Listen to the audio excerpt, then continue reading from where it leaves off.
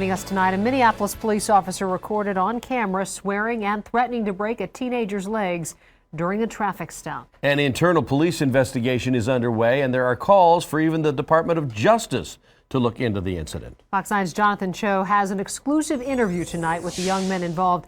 Jonathan, why are they stepping forward now? Well, Kelsey, quite frankly, they weren't sure what the initial response to the video would be and say they were simply scared. Now they believe sharing their story is in their best interest and will protect them down the line.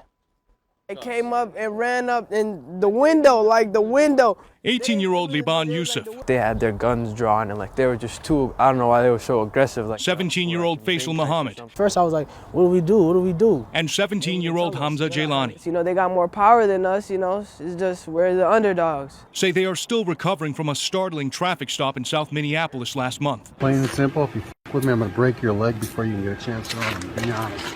I don't screw around. Did you try to run? Did you threaten the I officer? didn't threaten the officer. I didn't try to run. The officers heard threatening Jailani, but he kept rolling on his camera. Can you tell me why I'm getting arrested?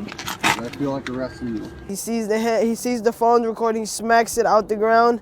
It drops. The young men say they left Casablanca Foods in South Minneapolis, made a U-turn into this church parking lot, and headed towards 33rd and Pillsbury. That's when police pulled them over, forced them out, and put them in handcuffs. They was wrecking the car, like they was destroying it. For the next 45 minutes, they endured a search of their vehicle and background checks. I think we got stopped because, you know, our racial profile. Then eventually let go. The men say officers said they were suspected of grand theft auto. But who does the car belong to? Kahin, he has insurance for it and everything. The driver that day, 17-year-old Kahin Abdiwahid. He was unavailable for an interview because he's now in juvenile hall. After being on home arrest for his alleged involvement in a fight, his parole officer says his encounter that day with police was a direct violation of his probation, which gave him limited movement. His mother, who wants to remain anonymous, spoke to us on the phone.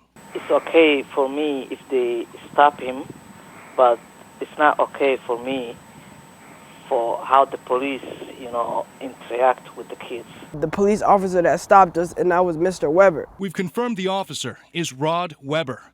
Minneapolis police only saying there is an internal investigation underway and cannot comment at this time. I want him to apologize, not partly. I want him to apologize.